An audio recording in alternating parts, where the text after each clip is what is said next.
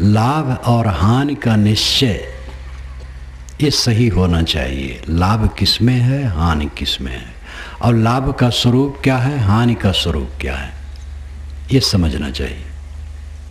लाभ क्या है, हानि क्या है, और किससे लाभ है और किससे हानि है। उच्च आध्यात्मिक दृष्टि से लाभ है मन का सब समय आनंद कंद रहना, परमानंद में रहना, परम सुख में रहना, चिंता उद्वेग से शून्य परमानंद में रहना, ये लाभ है। हानि है चिंता, दुख, पीड़ा, असंतोष, खींच, कुटिलता, विवाद, कलह, दूसरे की लड़ाई, दूसरे की शिकायत, ये हानि है। हम लाभ मानते हैं कि बहुत बड़ा भूखंड हमारे पास है, बहुत बड़ा मकान है, बहुत बढ़िया गाड़ी है, बाल बच्चे हैं, धन संपत्ति है, पद भी है, ये लाभ मानते हैं। महात्मा लोग भी कितने हैं जो बड़ा मठ, धन, शिष्य परंपरा, ऐश्वर्य लाभ मानते हैं। जिसके लिए उन्होंने साधु का वेश धरा वहां तक नहीं पहुंचे हैं। गुरु आई और मान बढ़ाई, रिद्ध सिद्ध सब जात नसाई, या में सकल जगत अरझाना, काल कला को मरम न जाना। ये श्री पूर्ण साहिब की पंक्ति है। गुरु आई और मान बढ़ाई, रिद्ध सिद्ध सब जात नसाई, सब नष्ट हो जाता है। बड़े बड़े गुरु शरीर छोड़ देते हैं। अभी माघ मेला में मैं प्रयाग में था। कुंभी और अर्ध कुंभी 12 वर्ष और 6 वर्ष पर तो प्रयाग में लगती ही है। वैसे हर वर्ष वहाँ माघ मेला 1 महीना लगता है, तो उसमें अपने संस्थान का भी कैंप लगता है। 1 सप्ताह वहाँ मैं रहता हूँ। उसी समय सुना कि महेश जोगी का शरीर छूट गया। विदेश में थे, विदेश में ज़्यादा रहते थे, लाखों शिष्य, पूरे भूमंडल पर उनका भक्त समाज। उनकी लाश वहाँ से प्रयाग लाई गई। उनका जन्म स्थान मध्य प्रदेश जबलपुर क्षेत्र, और शिक्षा उनकी प्रयाग में हुई विश्वविद्यालय में, और आध्यात्मिक गुरु भी प्रयाग के, इलाहाबाद के ही थे। और उनका वहाँ एक बड़ा संस्थान भी है जमुना के तट पर। उनकी लाश वहाँ लाई गई। और उनका सारा ऐश्वर्य उनका नहीं है। न साधुओं का ऐश्वर्य साधु के पास रहेगा, न गृहस्थों का ऐश्वर्य गृहस्थों के पास रहेगा। और इसी ऐश्वर्य को अगर दोनों उपलब्धि मानते हैं तो दोनों भोले हैं। ये व्यवहार है, आ जाता है, हो जाता है। सबका ऐश्वर्य बराबर नहीं रहता है, कम बेस रहता है, क्योंकि शक्ति प्रतिभा में अंतर है। किंतु कुछ न कुछ जगत का प्रपंच तो सबके सामने आ जाता है। दुनिया की वस्तुओं की उपलब्धि अपना लाभ नहीं है। धन बढ़ा तो धन की उन्नति हुई, आपकी उन्नति नहीं हुई। ऊंचे पद पर गए तो पदोन्नति हुई, आपकी उन्नति नहीं हुई। परिवार समाज बढ़ा तो परिवार समाज की उन्नति हुई, आपकी नहीं हुई। आपकी उन्नति है चित्त का शांत रहना, सुखी रहना, सब समय सुखी रहना, ये आपकी उन्नति है। इस पर ध्यान कम है लोगों को। और सुख तो चाहते हैं, लेकिन वो समझते हैं सुख मिलेगा जब पद मिल जाए, कोई बड़ा पद मिल जाए तो सुख मिलेगा, धन मिल जाए तो सुख मिलेगा, अनुगामी ज़्यादा बढ़ जाए तो सुख मिलेगा, हमारे पीछे बहुत लोग चलें तो सुख मिल जाएगा। ये भोलापन अनादि अभ्यस्त है, और इसी के हम अभ्यासी हैं। इसी में लौटते पोटते रहते हैं, जैसे सूअर घूर पर लौटता है। कचरा जहाँ होता वहाँ घू घू करके सोता रहता है। ऐसे हम लोगों का मन ये दुनिया के कूड़े कचड़े में लिपटा है, इसी में आनंद माने बैठा है। आनंद की कल्पना है और दुख का भोग है। सदैव आशा है सुख मिले और भोग होता है दुख का। एक मियाँ जी थे, बूढ़े थे, जा रहे थे, थक गए थे, बारंबार कहते थे, या अल्लाह मियाँ कोई सवारी मिल जाती तो मंजिल पहुंच जाता, या अल्लाह मियाँ। इतने में उधर से एक थानेदार साहब आ रहे थे और उनके साथ सिपाही चपरासी थे जो सामान लादे थे। पहला जमाना था, गाड़ी घोड़े का जमाना इतना नहीं था, साधारण था। थानेदार साहब तो घोड़े पर बैठे थे, लेकिन और आदमी सब सामान सिर पर लाद के चल रहे थे, उनका ट्रांसफ़र हुआ था। तो एक आदमी कह रहा था चपरासी की, हुजूर हमारा सामान बहुत ज़्यादा है। तो थानेदार साहब कह रहे थे, भाई देखो कोई मिल जाएगा तो हल्का करवा दूंगा। इतने मियाँ जी मिल गए। थानेदार ने कहा, मियाँ एक गठरी तो सिर पर रख। एक चपरासी से कहा, उतार के रखो। थानेदार और सिपाही तो ज़बरदस्ती करते हैं ना, तो ज़बरदस्ती उस बूढ़े के सिर पर एक गठरी रख दी गई। उसने कहा, या अल्लाह मियाँ चाहता था तर का, मिल गया ऊपर का। सब तर का चाहते हैं और ऊपर का मिलता है। स्थिर सुख चाहते हैं और दुख का भोग होता है, क्योंकि स्थिर सुख कहाँ मिलेगा ये सूझ नहीं है। लाभ है आत्म शांति, हानि है अशांति। शांति के समान दुनिया में सुख नहीं है। सुख सबको प्रिय है और शांति के समान सुख नहीं है। और शांति मिलती है जब मनोविकार समाप्त हो, लालसा तृष्णा बहिर्मुखता दूर हो, अंतर्मुख हो। ये समझ में नहीं आता है। हानि वाला काम से बचें और लाभ की तरफ चलें, ये सूझ नहीं है। इसलिए सब जीव भटकते हैं। धर्म के मार्ग में कुछ लग जाते हैं और मोटे दोष उनके छूट जाते हैं। अंडा मांस मछली छूट गया, नशा की चीज़ें छूट गई, बहुत कुछ गड़बड़ियाँ छूट जाती हैं अगर वो ध्यान देते हैं तो काफ़ी उपद्रव से बच जाते हैं। लेकिन उतने से काम नहीं पूरा होगा। काम की लंपटता मन में है, क्रोध का उद्वेग है, लोभ की लिप्सा है, मोह, जिसको देख करके हम मोह करते हैं वो इसे कब तक रहेगा। एक सुंदर युवक है या सुंदरी युवती है, वो दोनों सुंदर और सुंदरी कब तक रहेंगे? थोड़े दिन में विकृत हो जाएंगे। आप अपने जीवन में स्वयं सोचें कि जिसके लिए आप कभी लोभाए थे आज कैसा है। जब विवाह होता है, दूल्हा दुल्हन का आपस में भयंकर आकर्षण होता है। एक दूसरे को बार-बार देखना चाहते हैं, लेकिन वही दूल्हा दुल्हन कभी ऐसा होता है कि एक दूसरे को देखना नहीं चाहते, घृणा हो जाती है।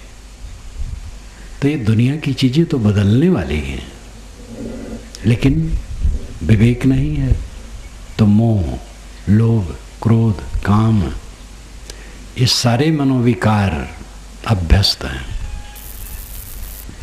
और इन्हीं में चित्त लौटता पोटता रहता है। तो सदाचारी हैं, भक्त हैं, लेकिन दुख तो उतना दूर नहीं होगा। थोड़ा दुख दूर हुआ, नशा त्याग दिए तो नशाकृत जो दुख था वो नहीं होगा। अंडा मांस मछली छोड़ दिया, भक्ष तामसी भोजन छोड़ दिए तो अच्छा हुआ, सदाचार में लग गए। विवाद नहीं करते हैं, कलह नहीं करते हैं, बचा के चलते हैं तो बाहरी उपद्रव नहीं आएगा, लेकिन भीतर का उपद्रव तो बना है। साधना में लगो। लाभ सुख है, सुख की प्राप्ति, अखंड सुख की प्राप्ति जीवन का लाभ है। अब अखंड सुख की प्राप्ति शांति में होती है, जब चित्त शांत होता है। चित्त शांत होता है जब जीवन की सारी प्रक्रिया सुव्यवस्थित होती है। कोई अनर्गल खा पी करके साधनक काम नहीं कर सकता है।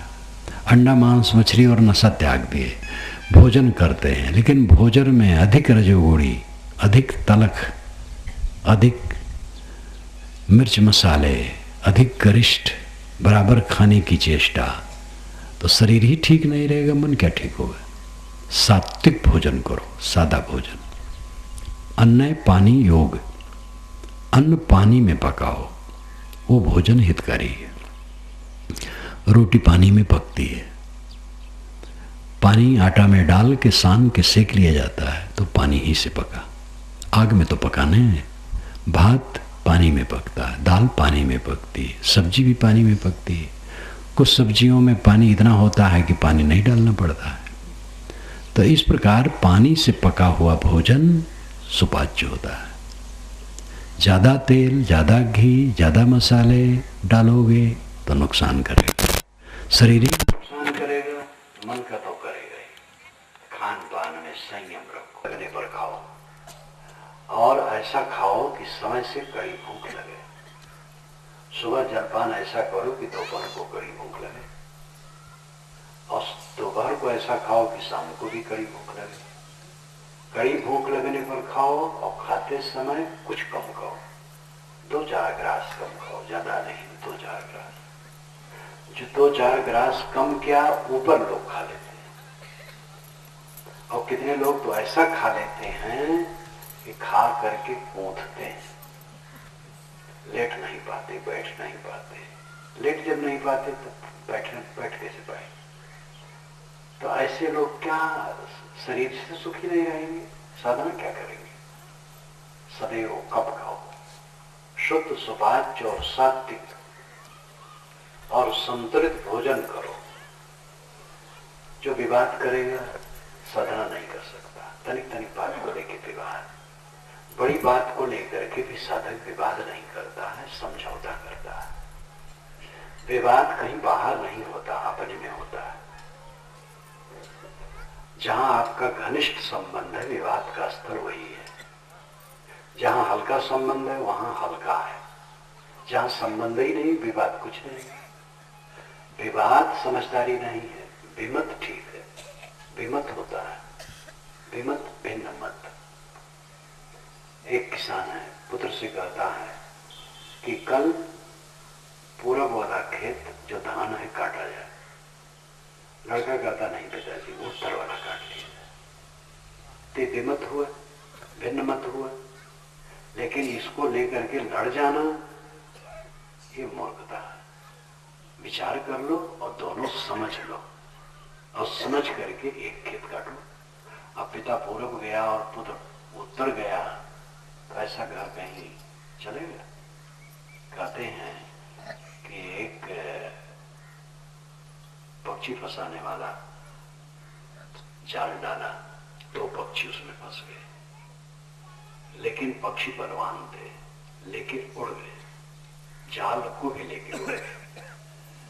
तो फंसाने वाला दौड़ा, तो जाल आकाश में ले उड़े जा रहे हैं और ये जमीन पर दौड़ रहा है।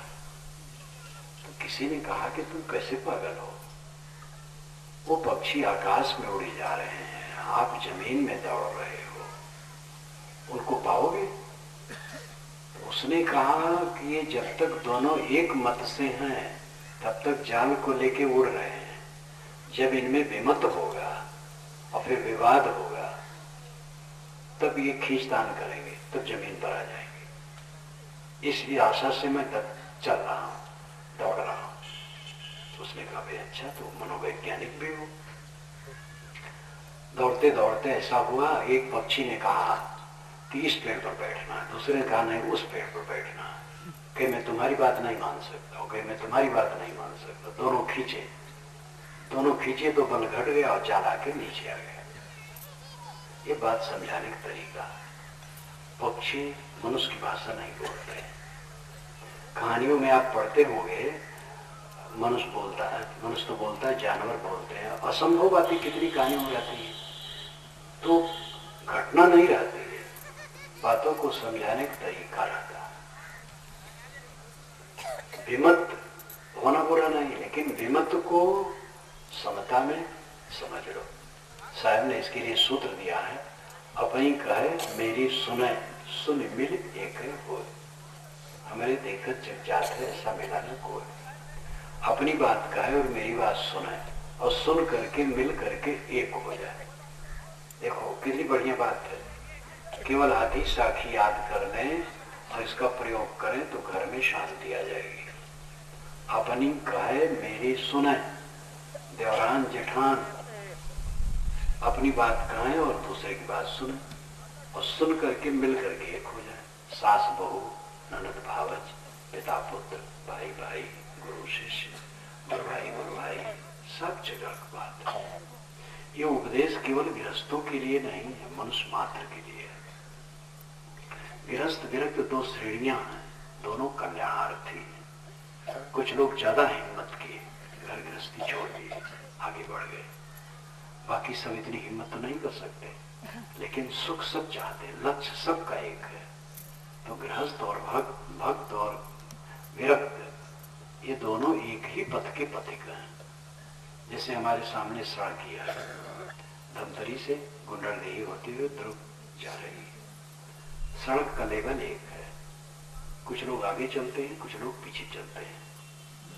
वैसे अध्यात्म साधना का लेवल स्तर एक है। साधु आगे चलते हैं, भक्त पीछे चलते हैं, बस इतने फर्क है। दोनों के पास मन है, दोनों के पास संस्कार हैं, दोनों के पास अपनी अपनी दुर्बलताएं हैं। साधु साधना करते करते अपनी दुर्बलताओं को जीतता है, भगत भी जीतते हैं। जो जितना जीत ले जाता है आगे बढ़ जाता है। पूरा जीत लिया वही जीवन मुक्त हो जाता है। कहीं जीत ले तो विमत होना बुरा नहीं है। भिन्न मत किसी बात में, ये तो स्वभाव है। भिन्न मत होता है, लेकिन आपस में बैठ के समाधान कर लेना चाहिए। कलह नहीं करना चाहिए। कलह किए दुख हुआ। कलह प्रिय आदमी शांति नहीं पा सकता। आध्यात्मिक साधना उसकी बढ़िया नहीं चल सकती है। विवाद करने वाला, कलह करने वाला, ईर्ष्या, दूसरे की उन्नति सह नहीं सकते। भाई किसी बात में योग्य है, हमें सहन नहीं है। छोटा भाई है लेकिन योग्य है, और हम बड़े हैं, हमें अहंकार है कि हम बड़े हैं, उसकी ईर्ष्या करते हैं। या बड़े हैं, छोटा है, वो ईर्ष्या करता है। ईर्ष्या तो किसी से कहीं भी हो सकता है। गुरु शिष्य की ईर्ष्या कर सकता है। गुरु में विवेक नहीं है, केवल मर्यादा का गुरु है, गुरुपद की स्थिति नहीं है। वैसे गुरु ईर्ष्या क्या करेगा? गुरुपद तो कल्याण पद है, लेकिन गुरु है, विस्तारी गुरु है, उपदेश करता है, शिष्य बनाता है, सदाचारी भी है, लेकिन मन को पूरा जीते नहीं है, तो शिष्य की भी ईर्ष्या कर सकता है।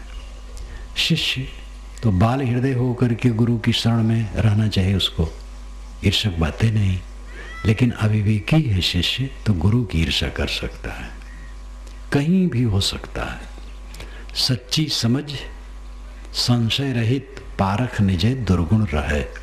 श्री विशाल साहब ने भवयान में कहा है, जड़ चेतन निर्णय प्रसंग में, समझ सच्ची है और संशय रहित बोध है आत्मा का, और अपने लिए पूरी परख दृष्टि है, लेकिन दुर्गुण रहता है।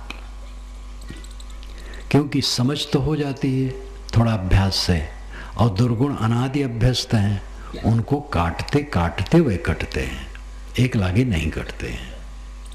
जान लेने पर कि क्रोध नरक है, क्रोध खत्म नहीं हो जाता है। जितना क्षण जाने रहेंगे क्रोध नरक है, तो क्रोध दूर रहेगा। भूल गए, बस क्रोध सिर पर सवार हो गया। अभी रोज अभ्यास करते करते तब वो टूटता है। प्रातः काल उठें और 5 मिनट तक संकल्प लें कि आज पूरा दिन हम क्रोध नहीं आने देंगे, और जब जब क्रोध आए तब तब सावधानी से उसको दूर करें, और ऐसे रोज अभ्यास करें। फिर रात में सोने की पूर्व पूरा अपने दिन भर को देखें कि कब कब क्रोध आया। नहीं आया तो खुशी, आया तो ग्लानि, फिर क्रोध नहीं आने दूंगा। जगने के बाद 5 मिनट, सोने के पहले 5 मिनट क्रोध को दूर करने के लिए संकल्प ले। देखेंगे 1 महीना में चित्त में कितना फर्क पड़ जाएगा। ऐसा काम लोग नहीं करते। प्रवचन में सुन लिए, उठे और झाड़ दिए कपड़ा, और वहीं वो विचार भी झाड़ दिए, और चल दिए। कुछ ग्रंथ लोग पढ़ते हैं, पढ़े तो कुछ लगता है कि ऐसा करना चाहिए, फिर नहीं करते हैं। जब अभ्यास में लगोगे तब जीवन में परिवर्तन आएगा, जानने मात्र से परिवर्तन में नहीं आएगा। ज्ञान विवेक की बातें जब हम सुनते और कहते हैं उस समय मोक्ष ही रहता है। जो कहा जाता है गुरु उपदेश करता है और शिष्य सुनता है तो शिष्य का मोक्ष हो जाता है। तो ये कहना भी एक सीमा के अंदर सही है। मुझे इस पर अपने जीवन की घटना याद आती है। जब मैं गुरु जी के पास पहली बार आया, एक जगह मिला, बातचीत हुई, सदगुरु श्री राम सूरत साहब हमारे सदगुरु, तो उनसे कहा साहब आप हमारे घर पर आए। इस सन 50 की बात होगी। तो गए, कुछ दिन के बाद रहे, एक संत के साथ रहे, 24 घंटे रहे। सुबह चले तो कहे देखो मैं तुम्हारे यहाँ आ गया, अब तुम हमारे यहाँ आओ। तो गुरु जी के आश्रम पर सत्संग कार्यक्रम था, तो मैं गया। तो गया तो गुरु जी के पास बैठ गया और गुरु जी बताने लगे और मैं चुप बैठा सुन रहा था। इतना ऐसा हो गया कि जैसे मैं विदेह हो गया हूँ। सारी संज्ञाएं बाहर की शांत और चुप एकदम तदाकार।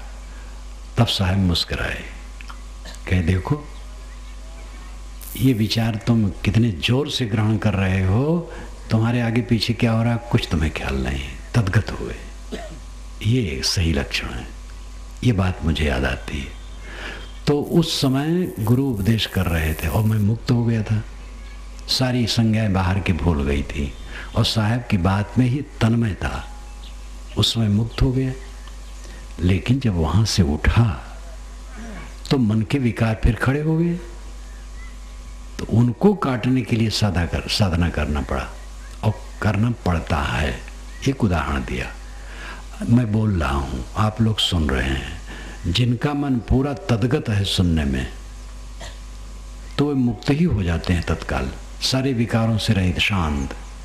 लेकिन जब उठे फिर वो दुश्मन खड़े हैं, काम क्रोध लोभ मोह ममता विकार मनोविकार तमाम, फिर वो चढ़ लेते हैं।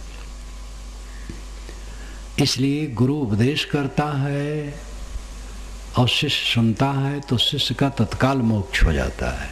ये कथन सर्वथा झूठ नहीं है, सच है। लेकिन इसका ये अर्थ लगाना कि गुरु ने उपदेश किया और शिष्य सुन लिया और मुक्त हो गए, बस उसके पश्चात चाहे कुछ करे न करे मुक्त रहेगा, ये गलत हो जाएगा। सारे कथन सापेक्ष होते हैं। सापेक्ष का मतलब है एक सीमा में, उसका अर्थ एक सीमा में होता है। आगे साधना करने की आवश्यकता होती है। एक काल में मुक्त हो जाने पर मुक्ति की निरंतरता बनाए रखने के लिए साधना की निरंतरता की आवश्यकता है। एक संगीतज्ञ का संगीत सुन करके एक युवक ने लालायित होकर के कहा, वो भी कुछ गाता था, स्वर उसका अच्छा था और वाद्य भी उसका अच्छा था, तो कहा कि आपकी तरह मैं भी संगीतज्ञ होना चाहता हूँ। तो कहे हो बिल्कुल हो जाओगे। उस्ताद ने कहा बिल्कुल हो जाओगे, 35 वर्षों तक अभ्यास करते रहो। तो घबरा गया और उन्होंने सच कहा। बड़े बड़े अभ्यासी संगीत के कुछ दिन छोड़ देते हैं तो बिना पुनः अभ्यास के सभा में नहीं गाते हैं, क्योंकि उसमें त्रुटियां आने लगती हैं। योगो ही प्रभव पयो, ये श्रुति वचन है। योग प्रभव अपाय रूप है। प्रभव नाम ऊपर उठना, अपाय नाम नीचे गिरना। प्रवचन के द्वारा आप अच्छे अच्छे विचार लगातार कुछ दिन तक सुने और ज्ञान के ग्रंथ भी पढ़े, अकेले में बैठ करके विचार और चिंतन किए और ध्यान किए, और ऐसा 10-15 दिन चलता रहा तो आपके चित्त में बड़ी सफाई हो जाएगी। लेकिन फिर सत्संग नहीं मिला, स्वाध्याय भी नहीं किए, ध्यान चिंतन भी नहीं किए, फिर मैल आ जाएगा। इसलिए इसको निरंतर करना है और ये कोई 1-2 दिन की बात नहीं, और इसमें नुकसान नहीं, लाभे लाभ है। जाहि मनन में सुख नितय, ध्यान क्रिया सुख दे, घाटा तेह में कौन है जो और ही चित दे।